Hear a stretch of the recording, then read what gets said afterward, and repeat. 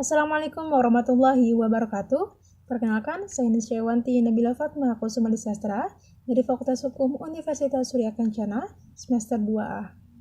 Di sini saya akan mereview materi dari mata kuliah Hukum Pidana pada pertemuan pertama pada tanggal 25 Januari 2021 dengan dosen pengampu Ibu Profesor Dr. Haji Heni Nuraini SHMH dan Bapak Dr. Muhammad Rendi Aridayandi SHMH.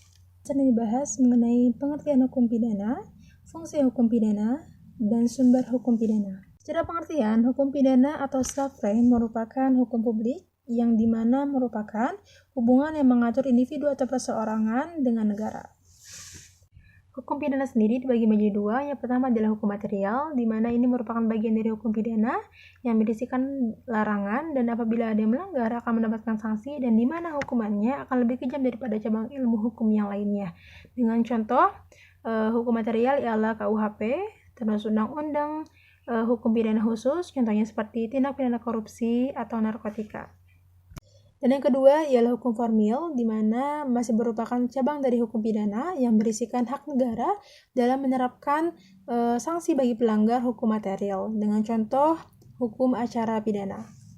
Adapun pendapat dari Profesor Mulyatno yang menyatakan bahwa hukum pidana terdiri dari 3 bagian. Yang pertama adalah perbuatan pidana atau criminal act, di mana perbuatan ini menyangkut dengan asas legalitas atau bisa juga disebut sebagai nullum delictum yang apabila diterjemahkan pada pasal 1 ayat 1 yang menyatakan tiada sanksi hukum pidana apabila tidak ada perbuatan terlebih dahulu.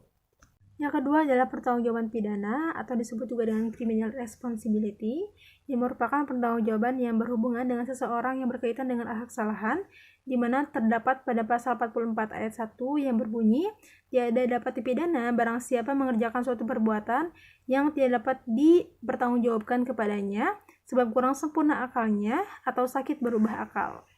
Dan yang ketiga adalah sanksi pidana dengan contoh pada pasal 480 KUHP tentang pembunuhan berencana di mana tidak dapat dipidana, contohnya seperti regu tembak yang dalam hal itu mereka melaksanakan tugasnya dan tugas dari pimpinan dari pasal 50 ayat 1 dan 51 ayat 1. Selanjutnya adalah fungsi dari hukum pidana dibagi menjadi dua. Yang pertama adalah fungsi umum, di mana fungsinya adalah untuk mengatur kehidupan dalam masyarakat atau menyelenggarakan tata kehidupan dalam masyarakat.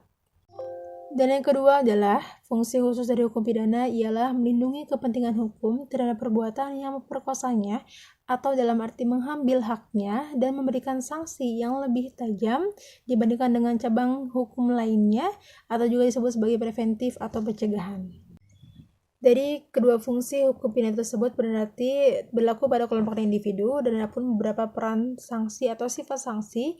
Yang pertama adalah sanksi sebagai ultimum remedium, yaitu sanksi sebagai obat akhir atau sanksi terakhir.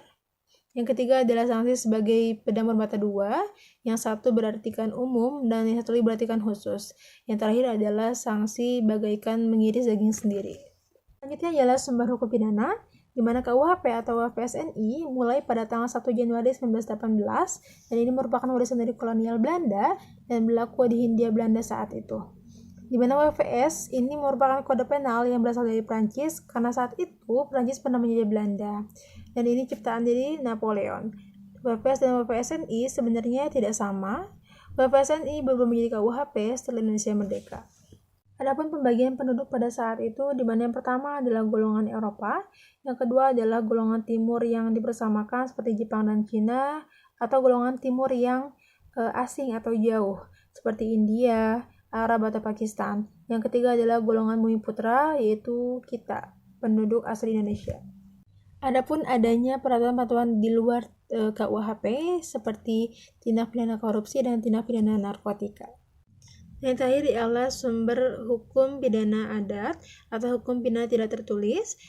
Pada masa kolonial, dasar hukum pidana adat ini terdapat pada pasal 131 IS Jumto, yaitu Algemeen Bepalingen van Wetgeving atau disebut dengan AB, dan dewasa ini didasarkan pada Undang-Undang Nomor 1 Darurat tahun 1951 pada pasal 5 ayat 3 sub B. Sekian review atau resume materi perkuliahan mata kuliah hukum pidana yang dapat saya sampaikan. Mohon maaf apabila ada kesalahan. Wassalamualaikum warahmatullahi wabarakatuh.